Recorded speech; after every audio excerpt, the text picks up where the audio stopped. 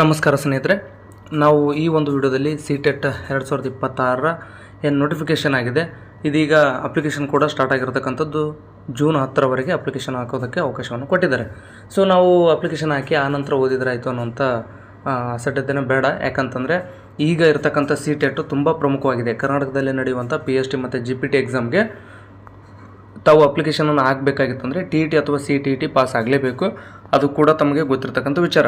ಇದುವರೆಗೆ ಯಾರೆಲ್ಲ TET pass ಆಗಿಲ್ವೋ ಅವರು CTETಯನ್ನು ಪಾಸ್ ಆಗಲೇಬೇಕಾದಂಥ ಅನಿವಾರ್ಯತೆ ಇರೋದರಿಂದ ಬಹುತೇಕ ನಾವೆಲ್ಲ CTET ಕಡೆ ಸ್ವಲ್ಪ ಒಲವನ್ನು ತೋರಿಸ್ಬೇಕಾಗತ್ತೆ. ಯಾಕಂದರೆ ಕರ್ನಾಟಕ TET ಯಾವಾಗುತ್ತೆ ಏನು ಅಂತ ಅಪ್ಡೇಟ್ ಸಿಕ್ಕಿದ ತಕ್ಷಣ ನಾನು ತಮಗೆ ತಿಳಿಸ್ತೀನಿ. ಅಲ್ಲಿವರೆಗೆ ಏನಾಗಿದೆ ಅಂತಂದರೆ ಈಗಿರ್ತಕ್ಕಂಥ CTET ಏನಿದೆ ಈ ಒಂದು ಅವಕಾಶವನ್ನು ಮಿಸ್ ಮಾಡ್ಕೊಳಕ್ಕೆ ಹೋಗ್ಬಿಟ್ರೆ. ಜೊತೆಗೆ ಈಗ ನಾವು ಓದೋಕ್ಕೆ ಆರಂಭ ಮಾಡಬೇಕಂದ್ರೆ ನಾವು ಮೊಟ್ಟ ಮೊದಲು ಸಿಲೆಬಸ್ಸಿಂದ ಆರಂಭ ಮಾಡಬೇಕಾಗುತ್ತೆ. ಅದಕ್ಕೋಸ್ಕರ ಕನ್ನಡ ಇಂಗ್ಲೀಷ್ ಏನು ಹೇಳೋದು ಬೇಡ ಅಂತ ನಾನು ಅಂದ್ಕೊಂಡಿದ್ದೀನಿ. ಯಾಕೆಂದರೆ ಕನ್ನಡ ಆಲ್ರೆಡಿ ನಿಮ್ಗೆ ಗೊತ್ತಿದೆ, TETಯಲ್ಲಿ ಓದಿದ್ರಿ, ಆನಂತರ ಇಂಗ್ಲೀಷ್ ಕೂಡ TETಯಲ್ಲಿ ಓದಿದ್ರಿ. ಬಟ್ ಇಲ್ಲಿ ಏನು ಅಂತಂದರೆ ಸೈಕಾಲಜಿಯನ್ನು ಕೂಡ ಓದಿರ್ತೀರಿ, ಇಲ್ಲ ಅಂತಲ್ಲ. ಆದರೆ ಇಲ್ಲಿರ್ತಕ್ಕಂಥ ಸೈಕಾಲಜಿ ಸ್ವಲ್ಪ ಇಂಗ್ಲೀಷ್ನಲ್ಲಿರೋದ್ರಿಂದ ಅದನ್ನು ಕನ್ನಡಕ್ಕೆ ಟ್ರಾನ್ಸ್ಲೇಟ್ ಮಾಡಿಕೊಡುವಂಥ ಕೆಲಸವನ್ನು ನಾನು ಈ ಒಂದು ವಿಡಿಯೋದಲ್ಲಿ ಮಾಡಿದ್ದೀನಿ. ಸ್ನೇಹಿತರೆ, ಈ ಒಂದು ವಿಡಿಯೋ ನಿಮಗೆ ಖಂಡಿತವಾಗ್ಲೂ ಇಷ್ಟ ಆಗುತ್ತೆ ಅಂತ ನಾನು ಭಾವಿಸಿದ್ದೀನಿ. ಸೊ ನಾವು ಈ ಒಂದು ಕ್ಲಾಸನ್ನು ಆರಂಭ ಮಾಡೋದಕ್ಕಿಂತ ಮುಂಚೆ ದಯವಿಟ್ಟು ನಮ್ಮ ಯೂಟ್ಯೂಬ್ ಚಾನಲನ್ನು ಸಬ್ಸ್ಕ್ರೈಬ್ ಮಾಡಿಕೊಂಡು ಸಪೋರ್ಟ್ ಮಾಡಿ. ಜೊತೆಗೆ ಇದೆಲ್ಲವನ್ನು ಕೂಡ ಟಾಪಿಕ್ ವೈಸ್ ಆದಷ್ಟು ಕ್ಲಾಸ್ಗಳನ್ನು ಮಾಡ್ತಾ ನಿಮಗೆ ಅನುಕೂಲ ಮಾಡಿಕೊಡುವಂಥ ಪ್ರಯತ್ನವನ್ನು ಮಾಡ್ತೀನಿ. ಜೊತೆಗೆ ನಮ್ಮ ಟೆಲಿಗ್ರಾಮನ್ನು ನೀವು ಜಾಯ್ನ್ ಆಗಿಲ್ಲ ಅಂತಂದರೆ ಟೆಲಿಗ್ರಾಮ್ ಗ್ರೂಪನ್ನು ಸೇರಿಕೊಡ್ರಿ. ಟೆಲಿಗ್ರಾಮ್ನಲ್ಲಿ ಆಗಾಗ್ಗೆ ನೋಟ್ಸ್ಗಳನ್ನು PDF ಶೇರ್ ಮಾಡ್ಕೊಳ್ತಿರ್ತೀನಿ. ನಿಮಗೆ ಪರೀಕ್ಷೆಗೆ ಉಪಯುಕ್ತ ಆಗುತ್ತೆ ಅನ್ನುವಂಥ ಒಂದು ಭಾವನೆ ಇದೆ. ದಯವಿಟ್ಟು ಸಬ್ಸ್ಕ್ರೈಬ್ ಮಾಡಿಕೊಂಡು ಸಪೋರ್ಟ್ ಮಾಡಿ. ಜೊತೆಗೆ ಪೂರ್ತಿಯಾಗಿ ವಿಡಿಯೋನ ನೋಡಿ. ಮತ್ತು ನಿಮ್ಮ ಸ್ನೇಹಿತರೇನಾದರೂ TET ಪಾಸ್ ಆಗಿಲ್ಲ ಅಂದರೆ ಅವರಿಗೆ ಈ ಒಂದು ವಿಡಿಯೋನ ಶೇರ್ ಮಾಡಿ. ಜೊತೆಗೆ ಈಗ ನಿಮಗೇನೋ ಡೌಟ್ ಇರುತ್ತಲ್ಲ ಅಂಥವನ್ನು ಕೂಡ ಕಮೆಂಟ್ ಮಾಡಿ, ನಿಮಗೆ ಉತ್ತರಿಸುವಂಥ ಪ್ರಯತ್ನವನ್ನು ಮಾಡ್ತೀನಿ. ಓಕೆ, ಟೈಮ್ ಆಗುತ್ತೆ. ಈಗ ನಾವು ನೇರವಾಗಿ ವಿಷಯಕ್ಕೆ ಹೋಗೋಣ. ನಾವು ಸೈಕಾಲಜಿಯ ಒಂದು ಪಠ್ಯಕ್ರಮವನ್ನು 3 ವಿಧದಲ್ಲಿ ವಿಂಗಡಿಸ್ಬೋದು. A, B, C ಅಂತೇಳಿ ಮಾಡಿದ್ದಾರೆ. ಅದರಲ್ಲಿ ನೋಡಿ ಒಟ್ಟಾರೆ 30 ಪ್ರಶ್ನೆಗಳು ಬರ್ತವೆ. ಶಿಶು ಅಭಿವೃದ್ಧಿ ಮತ್ತು ಬೋಧನಾಶಾಸ್ತ್ರದ ಮೇಲೆ 30 ಪ್ರಶ್ನೆಗಳು ಬರ್ತವೆ. ನಾನು ಈಗ ಹೇಳಿದ್ದೀನಿ ಆಲ್ರೆಡಿ. ಏನು ಅಂತಂದರೆ ಈ ಸೈಕಾಲಜಿಯನ್ನು 3 ಭಾಗಗಳಾಗಿ ವಿಂಗಡಿಸ್ತಾರೆ. ಒಂದನೇದ್ದು A, ಅದು ಶಿಶು ಅಭಿವೃದ್ಧಿ ಅಥವಾ ಪ್ರಾಥಮಿಕ ಶಾಲಾ ಮಗು ಅಂತೇಳಿ. ಇದರ ಮೇಲೆ 15 ಪ್ರಶ್ನೆಗಳು ಬರ್ತವೆ. ಅಂದರೆ ಈ ಒಂದು ವಿಷಯದ ಮೇಲೆ 15 ಪ್ರಶ್ನೆಗಳು ಅಂದರೆ 15 ಮಾರ್ಕ್ಸ್ಗೆ ಬರತಕ್ಕಂಥದ್ದು. ಹಾಗಾದರೆ ಇದರಲ್ಲಿ ಓದಬೇಕಾಗಿರ್ತಕ್ಕಂಥ ವಿಚಾರಗಳು ಏನೇನು ಅಂತಂದರೆ ಅಭಿವೃದ್ಧಿಯ ಪರಿಕಲ್ಪನೆ ಮತ್ತು ಕಲಿಕೆಯೊಂದಿಗೆ ಅದರ ಸಂಬಂಧವನ್ನು ಓದ್ಕೋಬೇಕು. ಜೊತೆಗೆ ಮಕ್ಕಳ ಅಭಿವೃದ್ಧಿಯ ತತ್ವಗಳು, ಅನುವಂಶೀಯತೆ ಮತ್ತು ಪರಿಸರದ ಪ್ರಭಾವ, ಸಮಾಜೀಕರಣ ಪ್ರಕ್ರಿಯೆಗಳು, ಸಾಮಾಜಿಕ ಜಗತ್ತು ಮತ್ತು ಮಕ್ಕಳು, ಅಂದರೆ ಅಲ್ಲಿ ಶಿಕ್ಷಕರು, ಪೋಷಕರು, ಗೆಳೆಯರು, ಜೊತೆಗೆ ಪಿಯಾಜೆ ಅವರದು, ಕೋಲ್ಬರ್ಗ್ರವ್ರದ್ದು ಮತ್ತು ವೈಗೋಟಸ್ಕಿ ಅವರ ರಚನೆಗಳು ಮತ್ತು ವಿಮರ್ಶಾತ್ಮಕ ದೃಷ್ಟಿಕೋನಗಳಿಂದ ಅವರ ಸಿದ್ಧಾಂತವನ್ನು ಓದ್ಕೋಬೇಕಾಗುತ್ತೆ. ಇದು ಶಿಶು ಅಭಿವೃದ್ಧಿಗೆ ಸಂಬಂಧಪಟ್ಟಂಥದ್ದು. ಇನ್ನೂ ಮುಗಿದಿಲ್ಲ. ಅಂದರೆ ಸುಮ್ಮನೆ ವಿಡಿಯೋ ದೊಡ್ಡದೇನು ಮಾಡೋದು ಬೇಡ, ನಿಮಗೆ ಸಿಲೆಬಸ್ಸನ್ನು ತಿಳಿಸ್ಕೊಡ್ತೀನಿ. ಜೊತೆಗೆ ಇದ್ರ ಬೇಕಾದ್ರೆ PDF ಮಾಡಿ ನಾನು ಟೆಲಿಗ್ರಾಮ್ ಗ್ರೂಪ್ಗೆ ಹಾಕ್ತೀನಿ, ನೀವು ಅಲ್ಲಿ ಬೇಕಾದರೆ ನೋಡಿಕೊಡ್ರಿ. ನೋಡಿ, ಬುದ್ಧಿವಂತಿಕೆಯ ರಚನೆ, ವಿಮರ್ಶಾತ್ಮಕ ದೃಷ್ಟಿಕೋನ, ಮಗು ಕೇಂದ್ರಿತ ಮತ್ತು ಪ್ರಗತಿಪರ ಶಿಕ್ಷಣದ ಪರಿಕಲ್ಪನೆಗಳು, ಬಹು ಆಯಾಮದ ಬುದ್ಧಿವಂತಿಕೆ, ಭಾಷೆ ಮತ್ತು ಚಿಂತನೆ, ಸಾಮಾಜಿಕ ರಚನೆಯಾಗಿ ಲಿಂಗ, ಅಂದರೆ ಲಿಂಗ ಪಾತ್ರಗಳು, ಲಿಂಗ ತಾರತಮ್ಯ ಮತ್ತು ಶೈಕ್ಷಣಿಕ ಅಭ್ಯಾಸ. ನೋಡಿ, ನೆಕ್ಸ್ಟು ಕಲಿಯುವವರ ನಡುವಿನ ವೈಯಕ್ತಿಕ ವ್ಯತ್ಯಾಸಗಳು, ಭಾಷೆ, ಜಾತಿ, ಲಿಂಗ, ಸಮುದಾಯ, ಧರ್ಮ ಇತ್ಯಾದಿ ವೈವಿಧ್ಯತೆಯ ಆಧಾರದ ಮೇಲೆ ವ್ಯತ್ಯಾಸಗಳನ್ನು ಅರ್ಥ ಮಾಡಿಕೊಳ್ಳುವುದು.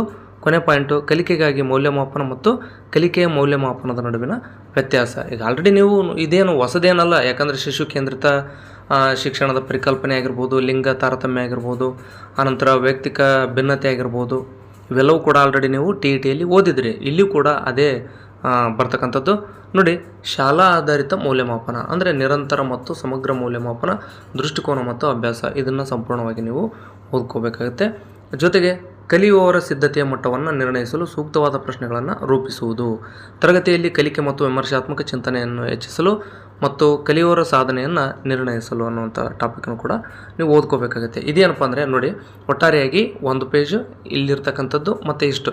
ಇದು ಏನಂತಂದರೆ 3 ಪೇಜ್ಗಳೇನಿದ್ದಾವೆ, ಇದು 15 ಅಂಕಗಳಿಗೆ ಬರ್ತಕ್ಕಂಥದ್ದು. ಇದಿಷ್ಟು ಓದ್ಕೊಂಡ್ರೆ ಅಂದರೆ 15 ಮಾರ್ಕ್ಸ್ ನಿಮಗೆ ಫಿಕ್ಸ್. ಮತ್ತು ಪಾರ್ಟ್ ಏನಿದೆ, ಪಾರ್ಟ್ ಸಿಲೆಬಸ್ ಜಾಸ್ತಿ ಇಲ್ಲ. ಇಲ್ಲಿ ನೋಡಿ ಕೇವಲ 3 ಪಾಯಿಂಟ್ ಇದೆ.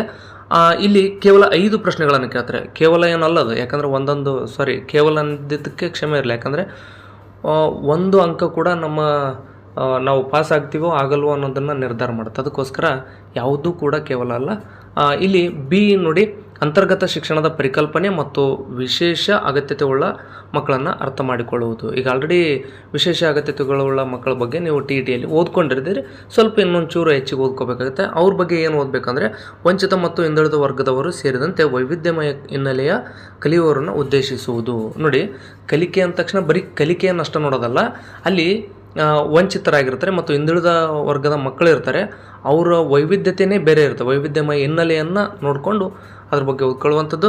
ಕಲಿಕಾ ತೊಂದರೆಗಳು ಬರ್ತವೆ, ಅಂದರೆ ವೈಕಲ್ಯಗಳು ಇತ್ಯಾದಿ ಹೊಂದಿರತಕ್ಕಂಥ ಮಕ್ಕಳ ಅಗತ್ಯತೆಗಳನ್ನು ಪೂರೈಸುವಂಥದ್ದು. ನೋಡಿ, ಪ್ರತಿಭಾವಂತ, ಸೃಜನಶೀಲ, ವಿಶೇಷ ಸಾಮರ್ಥ್ಯವುಳ್ಳ ಕಲಿಯುವವರನ್ನು ಉದ್ದೇಶಿಸುವುದು. ನೋಡಿ, ಒಂದು ಕ್ಲಾಸ್ ರೂಮ್ ಅಂದರೆ ಅಲ್ಲಿ ಪ್ರತಿಭಾವಂತ ಮಕ್ಕಳು ಇರ್ತವೆ, ಸೃಜನಶೀಲ ಮಕ್ಕಳು ಇರ್ತವೆ, ವಿಶೇಷ ಸಾಮರ್ಥ್ಯವುಳ್ಳ ಕಲಿಯುವವರನ್ನು ಉದ್ದೇಶಿಸ್ಕೊಂಡು ಓದ್ಕೋಬೇಕಾಗತ್ತೆ.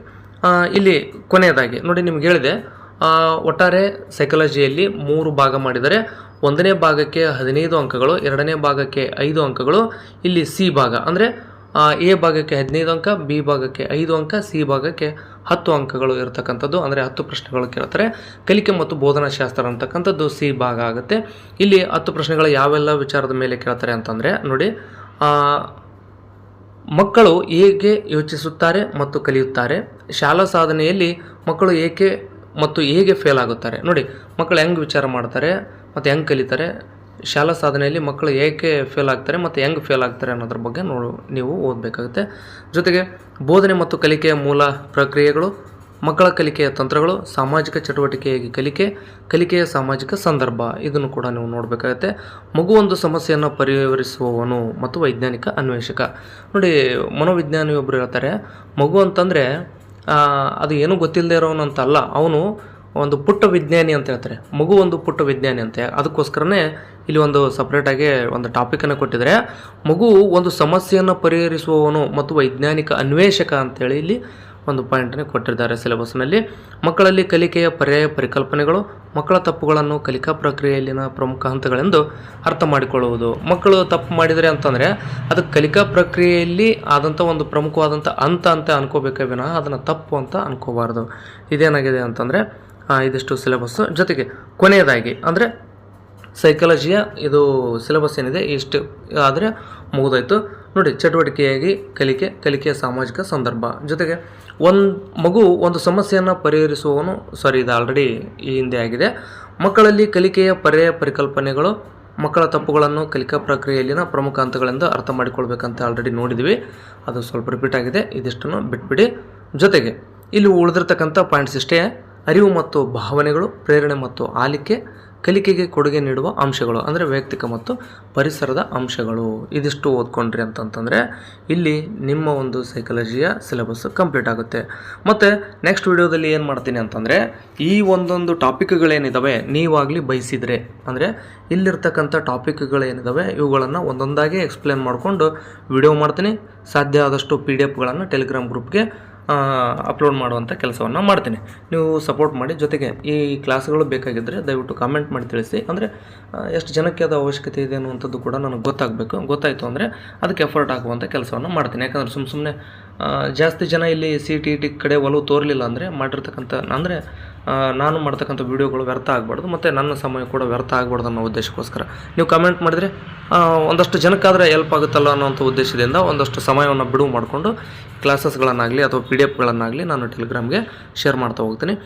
ನೆಕ್ಸ್ಟ್ ವಿಡಿಯೋದಲ್ಲಿ ಸಮಾಜ ವಿಜ್ಞಾನದ ಸಿಲೆಬಸ್ನ ಕನ್ನಡಕ್ಕೆ ಟ್ರಾನ್ಸ್ಲೇಟ್ ಮಾಡಿಕೊಡ್ತೀನಿ. ಜೊತೆಗೆ ಇವು ಒಂದೊಂದಾಗಿ ವಿಡಿಯೋಗಳನ್ನು ಮಾಡ್ತೀನಿ.